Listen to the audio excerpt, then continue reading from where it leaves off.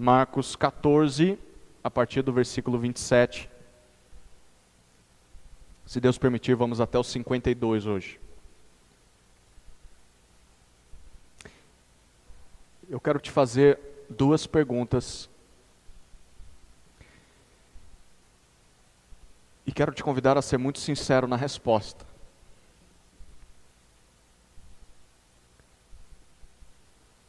Alguma vez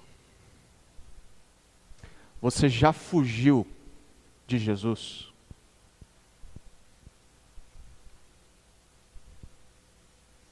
Já fugiu de ouvir Jesus?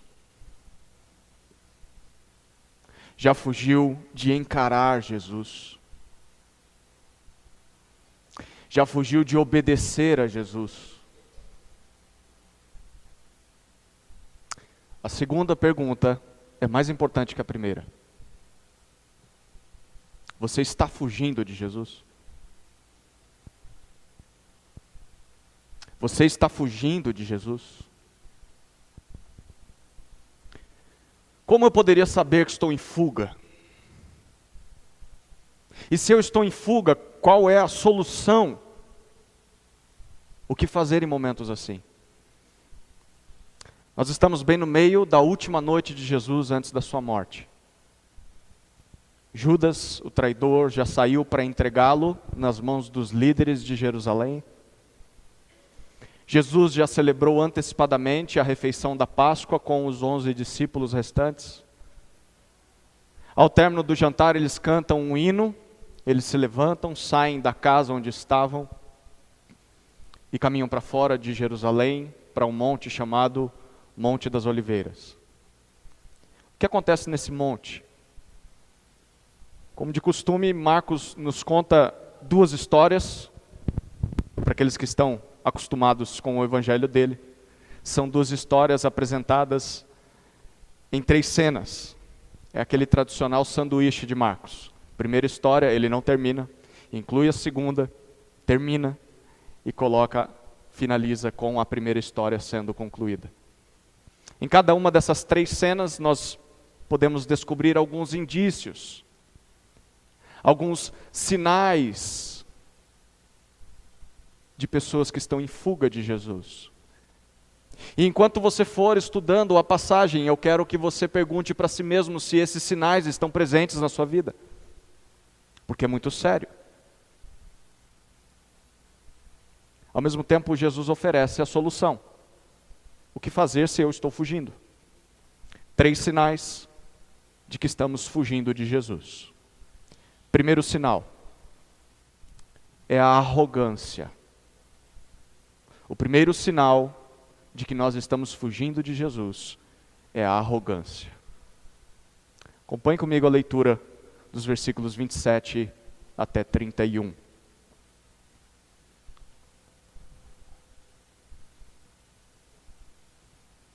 E Jesus disse aos discípulos: serei uma pedra de tropeço para todos vocês.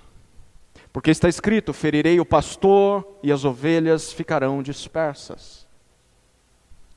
Mas depois da minha ressurreição, irei adiante de vocês para a Galileia.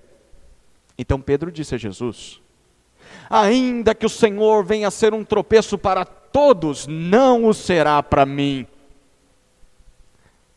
Mas Jesus lhe disse: em verdade lhe digo que hoje, nesta noite, antes que o galo cante 2 vezes, você me negará 3 vezes. Mas Pedro insistia com mais veemência: ainda que me seja necessário morrer com o Senhor, de modo nenhum o negarei. E todos os outros diziam a mesma coisa. Nós precisamos imaginar essa cena. Já é quase meia-noite, está tudo muito escuro, muito silencioso. Jesus e os seus discípulos estão subindo um monte, cuja elevação equivale a mais ou menos metade da altitude da Pedra Grande. Imagina subir até a metade do morro. Eles estão subindo em silêncio, à luz da lua, e durante o percurso Jesus se volta para os discípulos e ele interrompe o silêncio, e Jesus diz assim: o que está para acontecer comigo vai escandalizar vocês, todos vocês, a tal ponto que vocês irão tropeçar, e vocês vão cair em um pecado gravíssimo, todos vocês me abandonarão. Então Jesus cita uma passagem que está em Zacarias, capítulo 13, versículo 7, para confirmar as suas palavras. Na ocasião, por meio do profeta Zacarias, Deus havia prometido a Israel que enviaria um bom pastor. O bom pastor pastorearia o seu povo, porém Deus diz, esse bom pastor será rejeitado pela maioria do povo, e isso vai gerar confusão, e vai gerar a fuga daqueles que viriam a acreditar, os poucos que acreditariam nesse bom pastor. E diante dessas palavras tão duras, Pedro, como em outras vezes nós já vimos isso, ele toma a frente dos discípulos e ele diz assim: Senhor, isso pode até ser verdade sobre esses outros 10 discípulos. Olha, se eu fosse o Senhor, não confiava mesmo neles, porque eu conheço eles de perto, não dá para confiar. Isso pode ser verdade sobre eles, mas Senhor, eu jamais farei isso. Senhor, eu me conheço, e eu tenho certeza de que eu nunca te abandonarei. Como Jesus responde a Pedro? Jesus diz: Pedro, oh Pedro, como você está enganado, Pedro. Você acha que se conhece muito bem. Pedro, você acha que é melhor do que estes outros discípulos. Pedro, você acha que não vai pecar contra mim, mas eu é quem sei exatamente quem você é. Eu sei exatamente quais são as tuas tentações. Eu sei, Pedro, quais são as suas fraquezas. Você acha que vai fazer melhor que os outros? Pois eu tenho para dizer para você, Pedro, uma coisa: você vai fazer o mesmo que os outros e vai ser pior que os outros. Porque eles vão apenas me abandonar, você vai me negar depois de ter me abandonado. E vai fazer isso por 3 vezes, ainda nessa noite, antes que o galo cante 2 vezes. É óbvio que Pedro, ele rejeita essa previsão. E Pedro então dobra a aposta. Pedro diz assim: Senhor, se for preciso morrer por sua causa, morrer contigo, eu nunca vou te abandonar. Se for preciso morrer, eu morrerei. Nesse embalo, os outros discípulos dizem a mesma coisa, porque se não disser a mesma coisa, vai ficar feio para eles. E quem aqui não faria o mesmo? Quem aqui iria acreditar que daqui a algumas horas vai abandonar a Jesus? Vai trair Jesus? Imagine você voltando para sua casa, depois de um momento como esse que você está tendo aqui. Você talvez poderia dizer: mas eu não estou cultuando o seu nome, Jesus. Eu não estou aqui ouvindo a sua voz. Por que motivos então eu te rejeitaria? Por que motivos eu te abandonaria? É óbvio, Senhor, que eu não farei isso. É óbvio que eu não farei isso. Diferente desses outros, talvez esse que está sentado do meu lado aqui na cadeira, esse aqui não dá para confiar nele mesmo não. Esse aqui, abre o olho com ele, hein, Jesus. Mas eu não. Eu jamais faria isso. Eu sou leal a Jesus. O que está do meu lado pode não ser, mas eu sou leal. Eu nunca vou cair nesse pecado. Os outros podem até abandonar a Jesus, mas eu jamais. Sabe qual o nome que a Bíblia dá para esse tipo de atitude? Arrogância. Arrogância. Jesus está anunciando claramente, com todas as letras, que os discípulos vão abandoná-lo, mas eles insistem em confiar mais em si mesmos, na sua própria força, do que naquilo que o Senhor está dizendo para eles. E quantas vezes nós não fazemos o mesmo? Semana após semana, Jesus insiste. em nos mostrar as nossas fraquezas, em nos mostrar as nossas limitações, seja através de uma leitura bíblica, seja através da exortação de um irmão, seja através de uma pregação, de uma aula. Jesus está insistindo em mostrar: você é frágil, você é fraco, olha aqui os teus pecados, olha aqui as tuas tentações, e nós insistimos e teimamos em confiar em nós mesmos.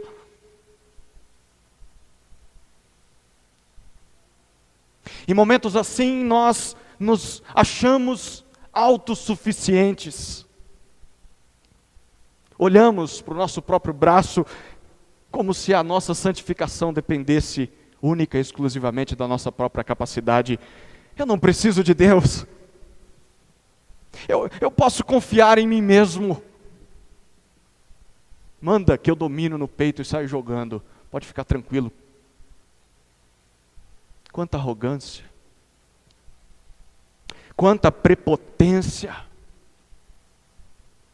E como se não bastasse, nós ainda nos consideramos melhores que os outros.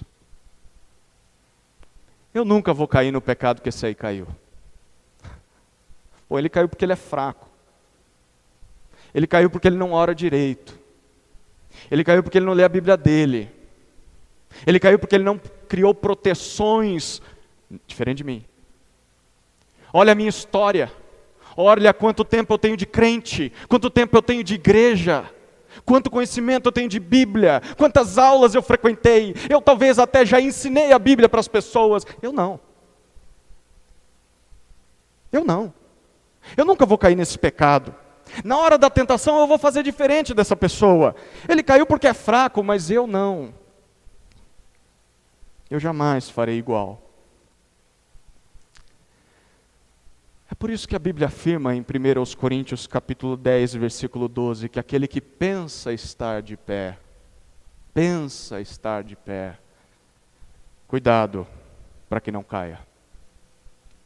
Nós não somos inabaláveis, não somos autossuficientes, nós não somos melhores que os outros. Na melhor das hipóteses, somos piores que eles. A arrogância é o primeiro sinal, o primeiro indício de que estamos fugindo de Jesus, mesmo que estejamos no monte com Jesus, mesmo que estejamos congregando, lendo a nossa Bíblia, orando, servindo. Você pode ser arrogante. Você percebe traços de arrogância na sua vida? Por vezes você se vê como Pedro e como esses outros discípulos. Então pare de confiar em si mesmo. Reconheça as suas próprias fraquezas. Aceite quando Jesus mostra ela para vocês. Quando Jesus expõe as suas fraquezas, pare de teimar. Curve a sua fronte e reconheça elas. Povo de dura cerviz, como Deus dizia ao povo de Israel. Não se ofenda ao ser confrontado. Pelo contrário, sempre suspeite de si mesmo, porque o seu coração te engana tão fácil. Dê ouvidos à sabedoria. Provérbios 16, 18 diz: o orgulho, a arrogância, a altivez precede a queda. Vem antes da ruína. Quem confia demais em si mesmo entrou na rota de fuga da presença de Jesus. Se você está nessa rota, saia dela o quanto antes. Segundo sinal de fuga: egoísmo. Egoísmo. Vamos ler os versículos 32 até 42.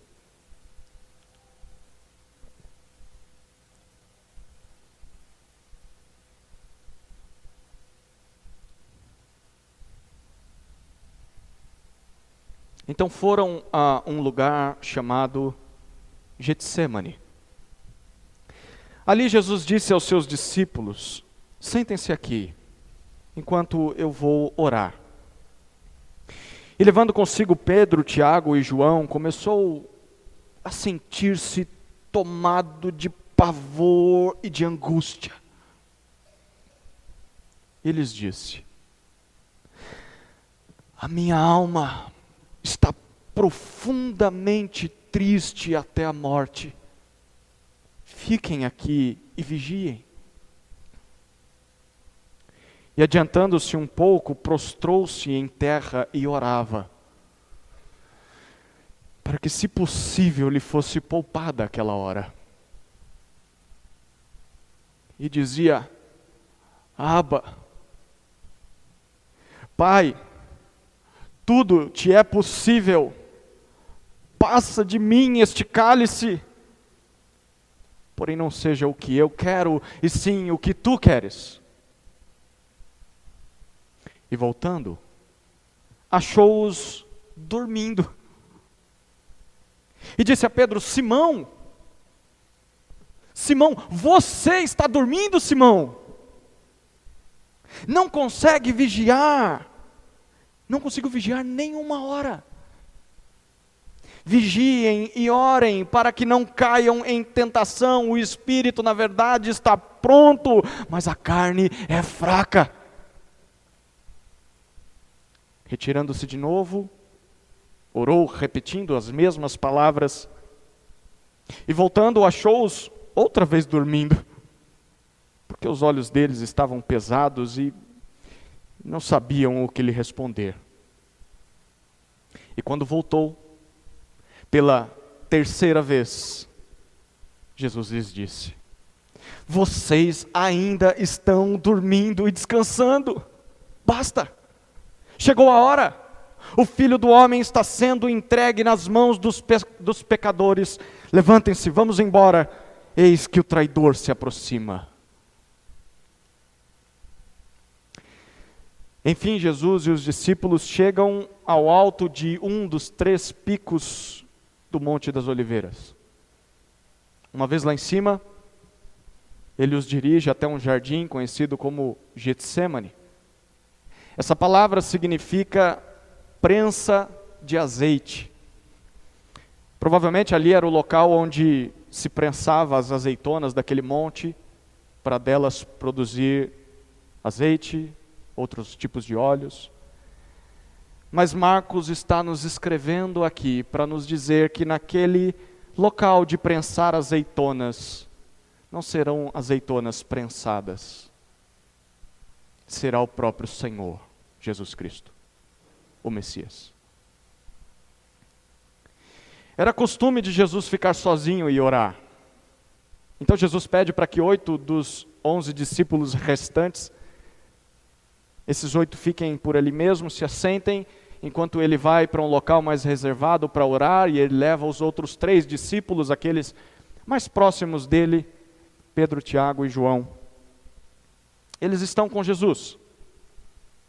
E um pouco mais separado dos demais discípulos, eles presenciam uma cena totalmente inesperada. Porque desde que conheceram Jesus há 3 anos atrás, Jesus sempre esteve à frente das situações. Jesus sempre esteve no controle das circunstâncias.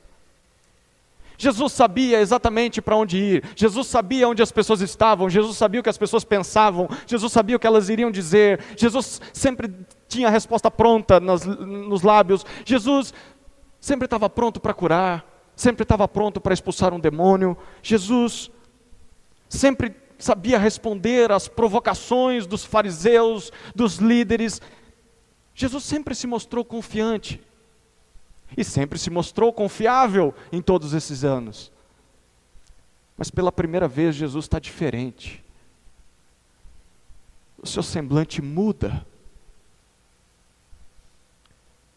Nós lemos que Jesus ficou aterrorizado, cheio de pavor, de angústia, de aflição, de tristeza.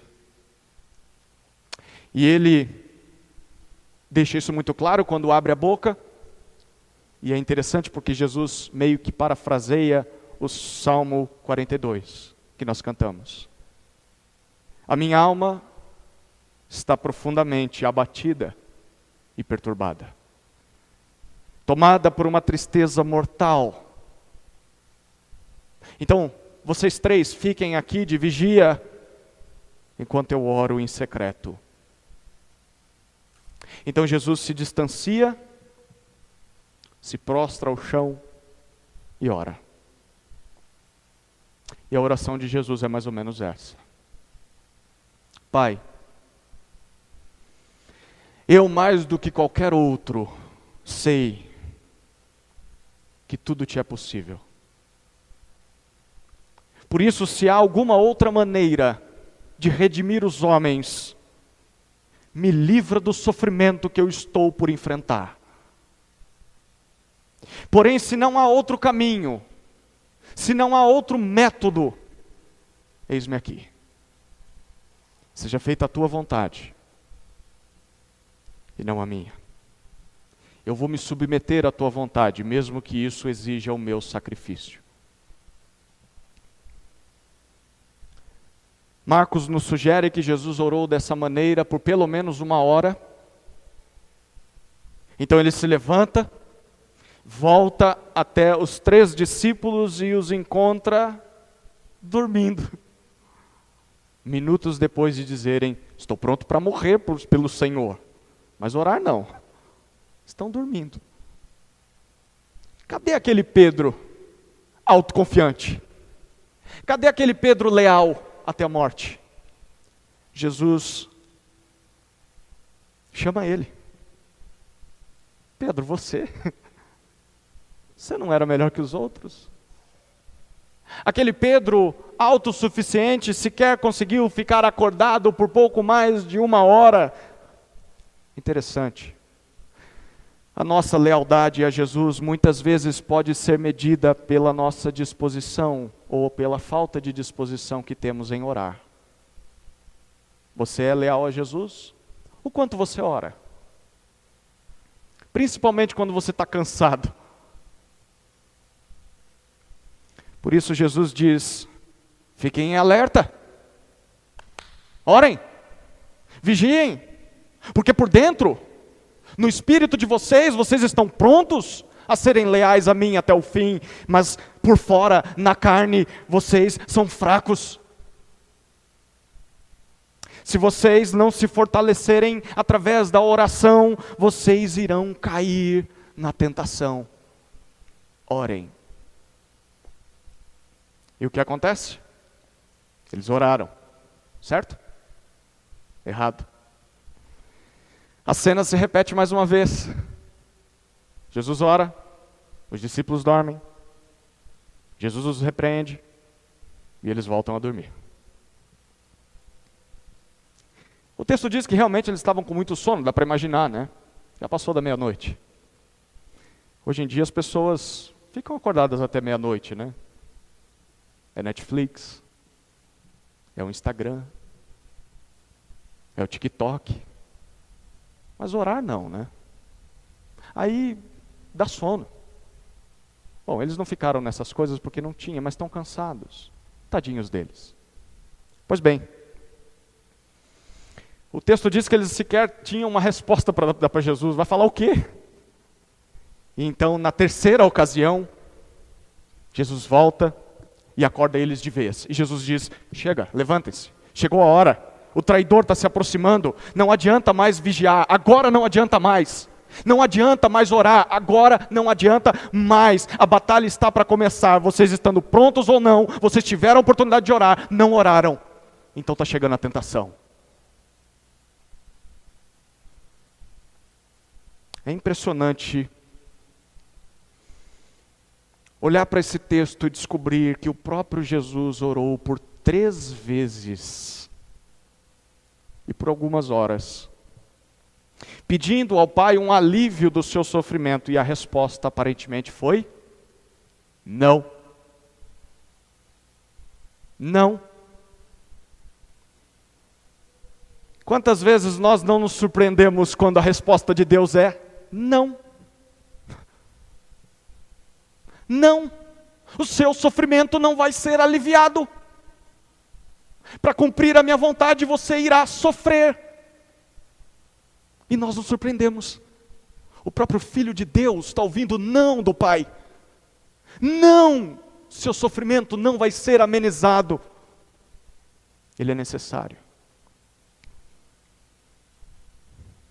E quando o não vier, será que nós estaremos prontos como Jesus estava, a ponto de dizer: Pai, se não há outro jeito, eu me submeto à sua vontade, mesmo que isso envolva o meu sofrimento, mesmo que isso envolva sacrifício. Está disposto a ouvir não? E ainda se submeter à vontade do Pai? É óbvio que essas coisas só vão acontecer se nós orarmos. Porque por vezes nem orar nós fazemos. Isso porque nessa cena nós somos muito mais parecidos com os discípulos do que com Jesus. Quantas não são as vezes que ao vermos e ao ouvirmos de Jesus aquilo que o entristece, aquilo que abate a sua alma, aquilo que lhe provoca aflição, e nós estamos diante dessas coisas, nós somos tão egoístas, ao ponto de sequer orarmos por esses motivos. A igreja está passando por situações tão difíceis, e estamos pensando em nós. Sequer oramos pelo próximo, sequer consideramos que os outros possam estar sofrendo, possam estar angustiados, possam estar precisando de uma palavra amiga, e pensamos em nós. Pelo contrário, preferimos fazer aquilo que nos trará mais conforto, satisfazer a carne. Por dentro, no espírito, podemos estar dispostos a sermos leais a Jesus, a obedecer ao Pai, mas por fora, na carne, somos fracos. E se não sacrificarmos a vontade de satisfazer os nossos desejos e prazeres, nós vamos cair em tentação. Você é fraco, sua carne é fraca, mesmo que o espírito esteja pronto. Aqui está o segundo sinal de que estamos em rota de fuga da presença de Jesus: o egoísmo. O egoísmo se manifesta quando nós pensamos apenas no nosso próprio benefício, no nosso próprio conforto, na nossa própria satisfação, e nos esquecemos daquilo que Jesus diz, nos esquecemos daquilo que Jesus pensa, daquilo que Jesus valoriza. Nessa hora, para nós, a opinião do Senhor não interessa. Nessa hora, para nós, importa fazermos o que eu acho o certo. Nessa hora, importa aquilo que eu prefiro, que eu valorizo, que vai trazer benefícios à minha pessoa. Não sei se vai trazer para os outros, mas para mim vai trazer benefício, então eu quero. Mesmo que isso seja contrário à vontade do Pai. Mesmo que Jesus tenha dito claramente não. Mas eu quero. E eu vou fazer. Eu vou buscar. Se esse tipo de atitude está presente na sua vida, você precisa saber que você já está de costas para o Senhor Jesus. Você já está fugindo dele. E sabe como você pode começar a combater esse egoísmo? O que Jesus disse no versículo 38? Vigie e ore. Vigie e ore. Apesar das inclinações da carne, se coloque de joelhos diante do Pai e clame por forças para fazer a vontade dele, não a sua. Vigie e ore. É a solução contra o egoísmo. Terceiro e último sinal de fuga é o medo. O medo. Acompanhe comigo o final da história, versículos 43 até 52.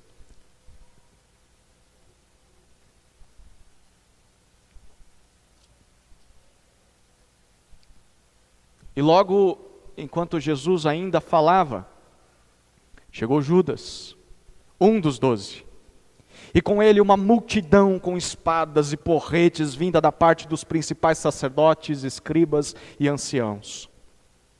Ora, o traidor tinha dado a eles um sinal: aquele que eu beijar é esse.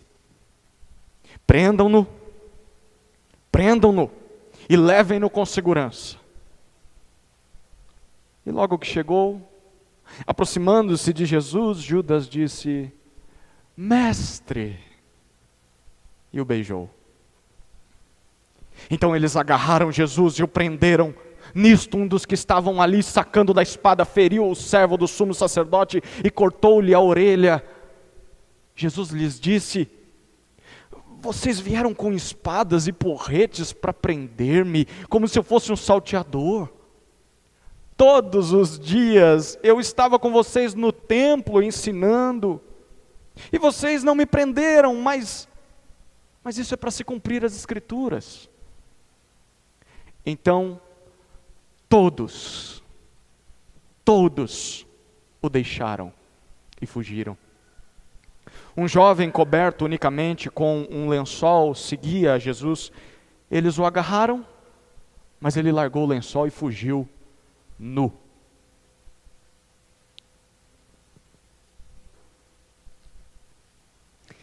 Marcos não nos contou como, mas aparentemente Judas saiu da presença de Jesus lá no meio daquela refeição de quinta-feira à noite na Páscoa.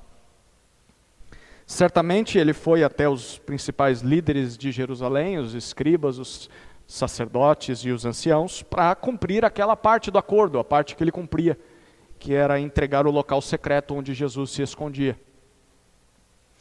Dá para imaginar a cara de decepção de Judas e dos líderes de Israel quando chegam naquela casa onde a ceia estava sendo celebrada, né? Não tem mais ninguém lá. Dá para imaginar a ironia, né?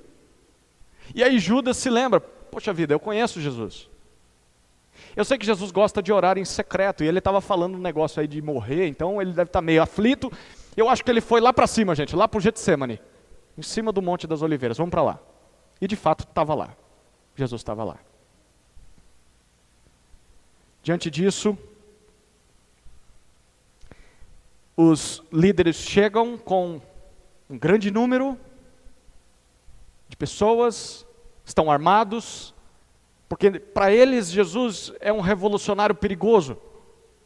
Alguém que precisa ser calado, alguém que precisa ser morto. Na história surgiram vários messias, entre aspas, que perturbavam a paz, que queriam guerra, que queriam tomar o governo à força. Então é isso que eles estão esperando. E quando eles chegam diante de Jesus, nada disso acontece. Jesus simplesmente é preso sem resistência. Judas o identifica naquela noite escura, dando um beijo. Eles reconhecem então que aquele é Jesus e eles o prendem. E diante disso Jesus retruca, olhando para aquela cena. E Jesus diz assim: para que tanta segurança? Para que tudo isso? Por acaso em algum momento eu sugeri que iria implementar o reino de Deus à força? Em algum momento eu sugeri que era um revolucionário armado com espadas? Bom, não. Aliás, todos esses dias eu estive lá no templo e eu ensinei publicamente. Vocês poderiam ter me prendido lá. Mas eu sei porque vocês não me prenderam. Não me prenderam porque tem medo da multidão, porque a multidão acredita em mim. A multidão gosta de me ouvir. Então precisava ser aqui às escondidas. Por isso esse plano maligno de vocês. Mas eu não me espanto. Eu não me espanto porque o que vocês estão fazendo nada mais é do que cumprindo a Escritura. A Escritura que predisse, que previu que o Messias seria rejeitado pelos líderes, o Messias seria traído por um amigo próximo, o Messias seria preso na calada da noite como um malfeitor. E depois de dizer isso, nós podemos imaginar os soldados com sangue nos olhos, e eles querem pegar o maior número de discípulos possível. E eles começam a correr atrás da turma. Mas eles não conseguem. Porque Marcos ressalta para nós que todos eles, todos, sem exceção, abandonaram Jesus.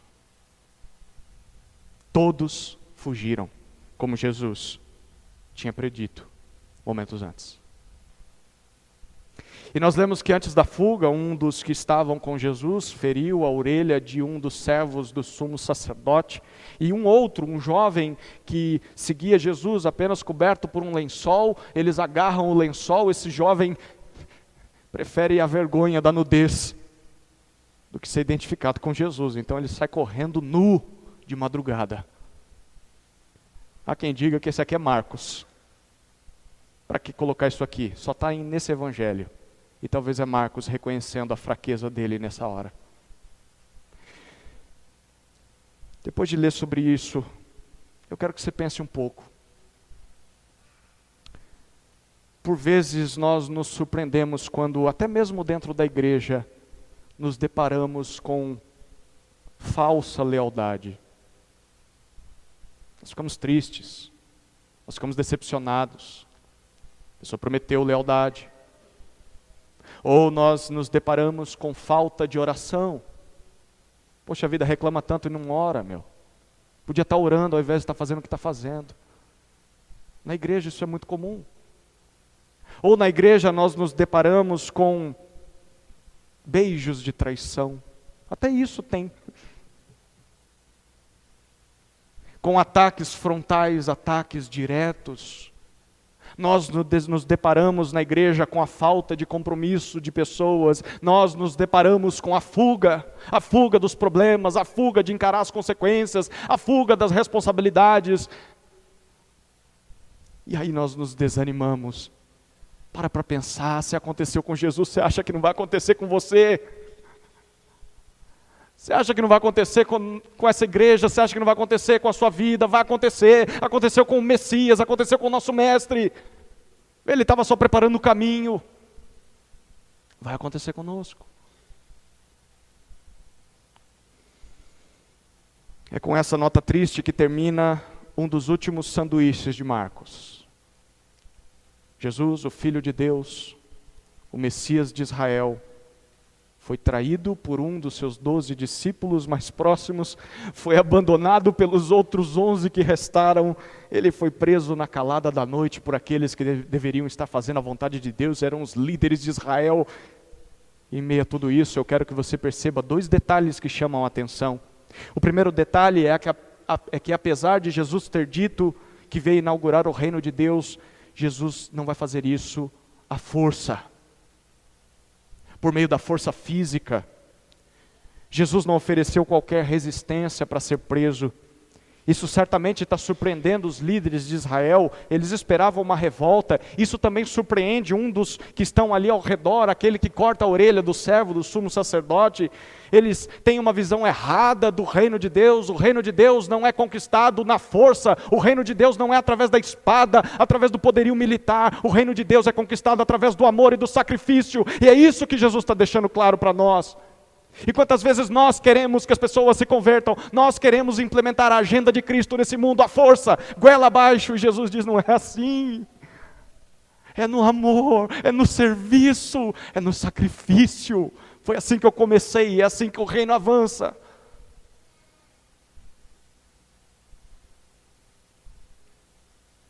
Mas como nós vemos, ou melhor, veremos, Deus não vai inaugurar o reino dele através do sangue e da morte das pessoas, mas por meio do sangue e a morte do seu próprio filho pelas pessoas. Sim, sangue será derramado, mas não é o seu não. Não é o do ímpio, o incrédulo que você convive todo dia. É o sangue do Messias. O segundo detalhe é que Marcos sequer chama esses 2 personagens que aparecem, tanto o que corta a orelha quanto o que foge nu. Se você reparar, Marcos sequer chama esses aí de discípulos. Num outro evangelho a gente descobre que o cara que estava com a espada é Pedro. Mas Marcos se recusa de chamar eles de discípulos. Até porque eles não parecem discípulos. Eles não estão agindo como discípulos. Um está sacando uma espada para impedir que Jesus seja morto. Ele já disse que precisa ser morto. O outro prefere a vergonha da nudez do que ser identificado como alguém que segue a Jesus. Os dois fracassaram como discípulos, os dois não entenderam como que o reino de Jesus começa, como que o reino dele avança. É pelo amor e não pela guerra, é através da humilhação e da vergonha e não pela fuga. Aliás, aqui está o terceiro sinal de que nós estamos fugindo de Jesus. É o medo. O medo. Medo de sermos identificados como seguidores de Jesus. Talvez você está com medo da faculdade. Você está com medo na escola. Você está com medo no trabalho de ser identificado como seguidor de Jesus.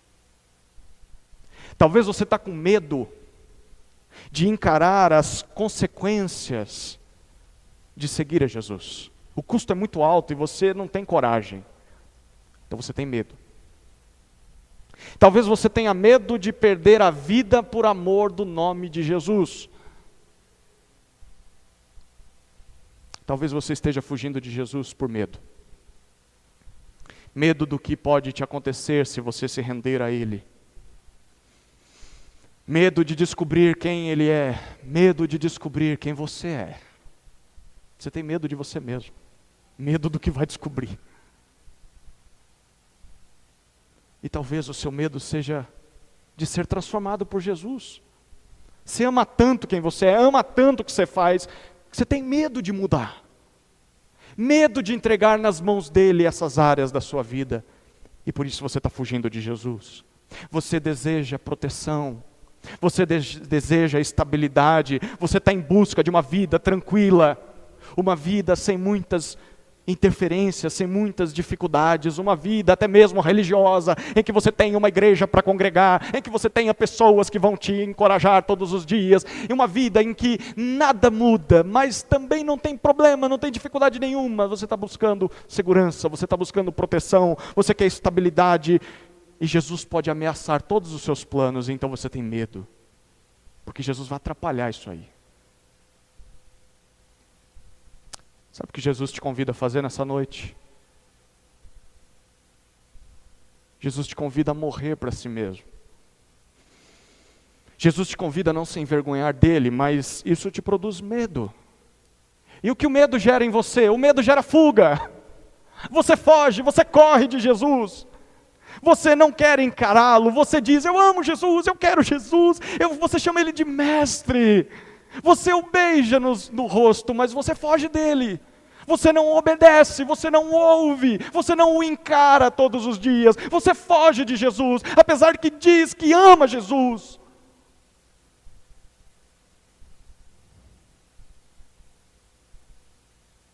Você prefere essa vergonha, que é a fuga, do que permanecer ao lado de Jesus e enfrentar as consequências disso. Os sofrimentos que isso vai produzir, o sofrimento com Cristo. O medo de seguir a Jesus é mais um dos sinais que indicam que nós já estamos fugindo dele há muito tempo. Além da arrogância, além do egoísmo. Pois bem, você alguma vez já fugiu de Jesus? Você está fugindo de Jesus? Qual a solução para isso? O que você pode fazer para que essa fuga acabe nessa noite? Seja interrompida nessa noite? A resposta para essas perguntas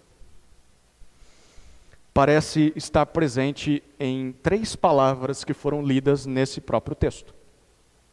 Primeira palavra, Escrituras. Versículo 49, nós lemos essa palavra.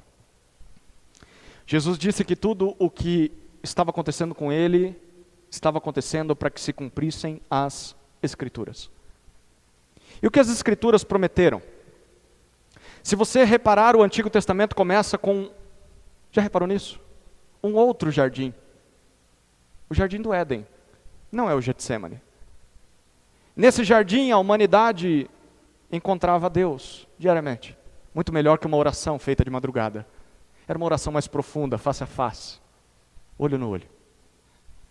Porém, nesse mesmo jardim, nós também vemos pessoas fugindo de Deus, se escondendo, nuas, porque preferiram virar as costas para Ele, preferiram desobedecê-lo, preferiram correr dele, e por isso são expulsos do jardim. O restante da história nós conhecemos.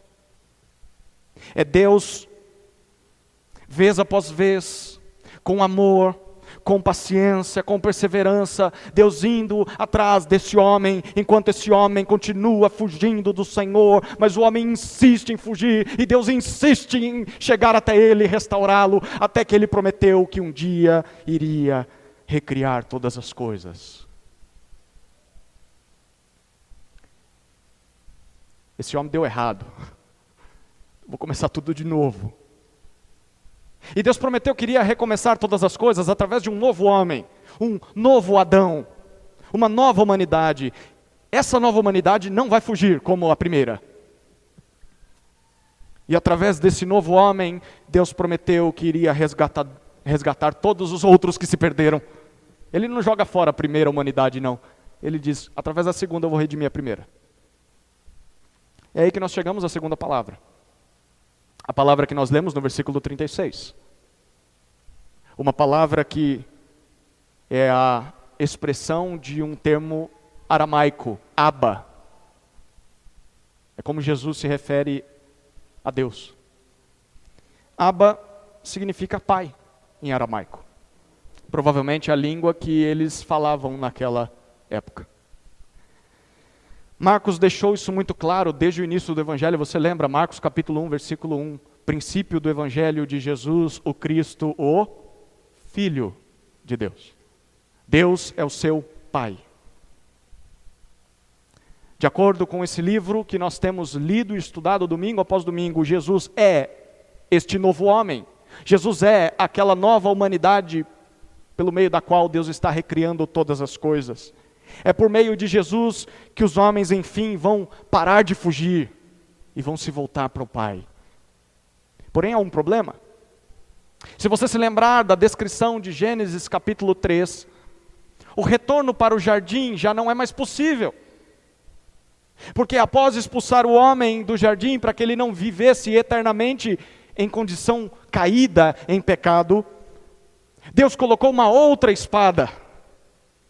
Uma espada que impedia que o homem voltasse e mostrava para ele que a partir de agora, alguém vai ter que pagar por essa fuga. E se você quiser voltar para ver o Criador, é impossível, porque o seu sangue vai ser derramado. Essa outra espada não era para cortar a orelha do servo do sumo sacerdote, mas para impedir que o homem voltasse com o coração e as mãos sujas da fuga. São as marcas da fuga pelo pecado. Qual é a solução? Da mesma forma com que Deus lá no jardim sacrificou um animal, para com a pele desse animal cobrir a nudez, a vergonha daquele casal. Deus prometeu que um dia iria cobrir a nossa vergonha, a vergonha da fuga, através do sangue do seu filho derramado em uma cruz. É por isso que a resposta do Pai à oração angustiante de Jesus é não. Meu filho, não há outro meio. Os homens precisam ser perdoados pela fuga do jardim, mas para isso alguém tem de assumir a culpa. E esse alguém é você, Jesus, o meu único filho, o meu amado filho. Essa é a razão de Jesus estar tão angustiado no Getsêmani. É o motivo pelo qual, em algumas horas, Jesus irá declarar, enquanto pendurado naquela cruz: Deus meu, por que me desamparaste? Por quê? Porque Deus desamparou seu filho naquela cruz? A resposta é porque naquela cruz Jesus estava assumindo sobre si a nossa responsabilidade. Jesus estava assumindo sobre si a nossa culpa, o nosso castigo por termos fugido de Deus desde o Éden. Naquela cruz, Deus nos perdoa. ao custo da morte do seu próprio filho. Você quer prova maior de amor do que essa?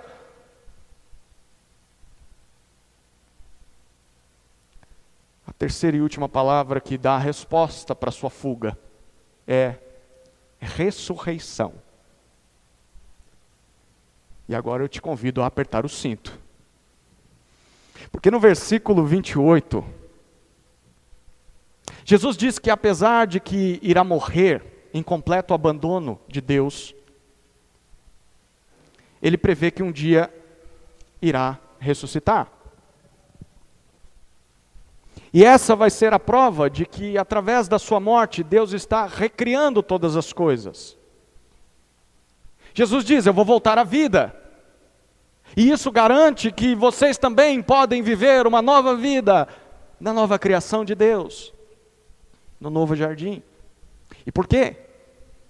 Porque o caminho de volta agora é possível. Aquela espada que impedia o retorno, com a sua morte Jesus a enfrentou. Jesus a encarou face a face e Jesus venceu essa espada. Porque ela o teve por um pouco, mas 3 dias depois ele ressuscitou. Ele venceu a espada. Ele abriu caminho para o retorno ao jardim. Mas eu quero que você repare no detalhe do versículo 28. Jesus não garante apenas o retorno ao jardim de uma vez por todas, mas Jesus promete para aqueles discípulos que Ele irá adiante deles na Galileia. Olha que impressionante, Jesus prevê que na fuga deles, eles vão correr de tal maneira que eles vão voltar para onde eles moravam, eles vão voltar para os ofícios deles, de pescadores, de cobradores de impostos, eles vão voltar para a velha vida antes de Jesus, e Jesus diz: mas eu não vou desistir de vocês.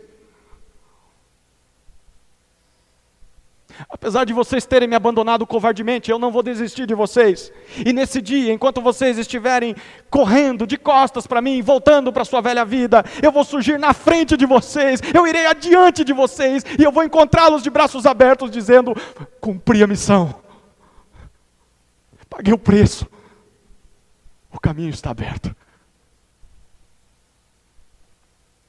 Eu vou estar pronto para receber vocês de volta. Nesse dia eles não vão mais precisar fugir. Nesse dia todos os seus pecados estarão perdoados. Jesus vai abraçá-los. Jesus vai restaurá-los. Jesus vai encorajá-los e Jesus vai usá-los para que eles anunciem essa mensagem de restauração a todas as pessoas que eles conhecerem por todo mundo. E se você ler o livro de Atos, é isso que está acontecendo. Os discípulos entenderam que foram perdoados.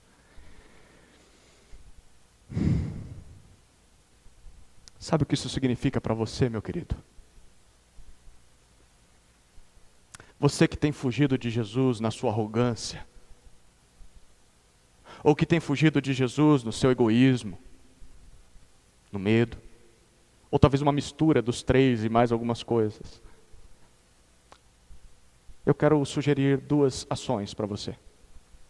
A primeira: saiba que não há vida plena e verdadeira nesse caminho.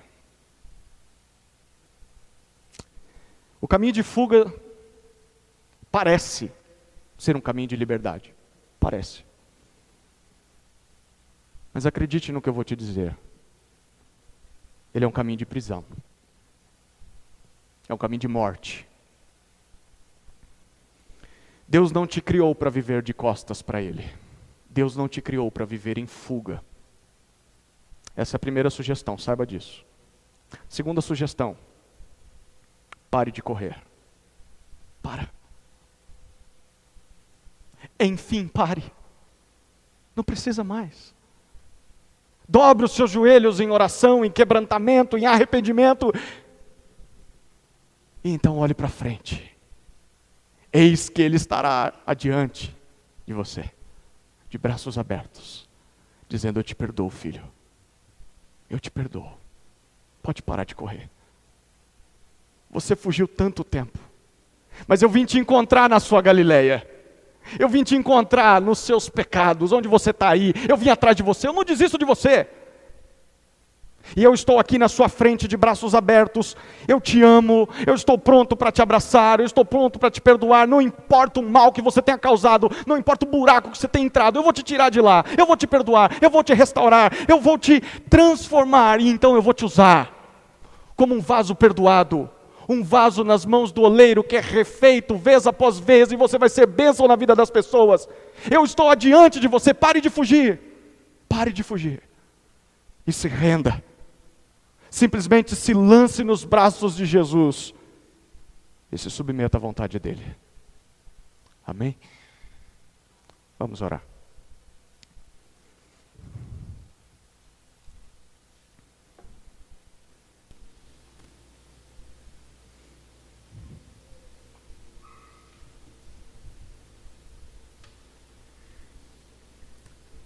Querido Jesus, o Senhor sabe exatamente o que se passa no nosso coração,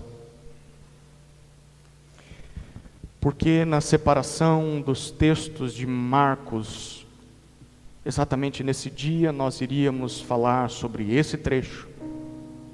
Na tua soberania, o Senhor escolheu essa data.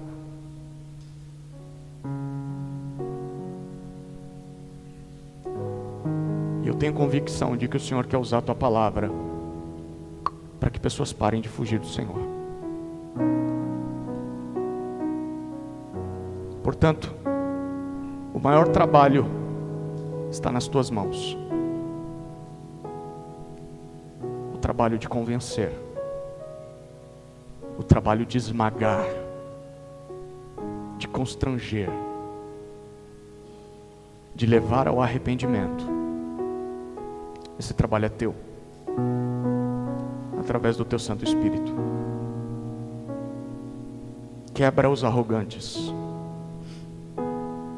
esmaga eles.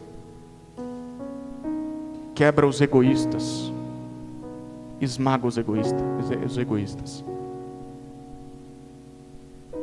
Confronte os medrosos, esmague os medrosos.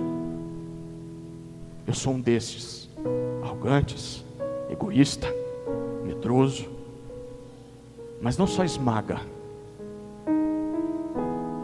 encoraja, perdoa.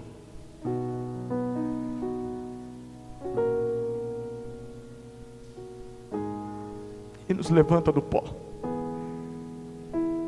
nos coloque diante do Senhor novamente. Voltemos ao primeiro amor, voltemos às primeiras obras, consertemos os estragos causados, paremos de viver para nós mesmos, paremos de achar que somos bons o suficiente, paremos de pensar apenas no nosso próprio conforto, paremos de ter medo de nos entregarmos por completo e sejamos vasos nas tuas mãos. Reaviva essa igreja, Jesus. Isso é obra tua.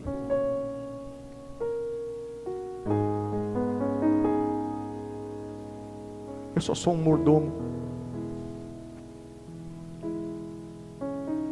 O Senhor é quem pode dar vida para essa congregação.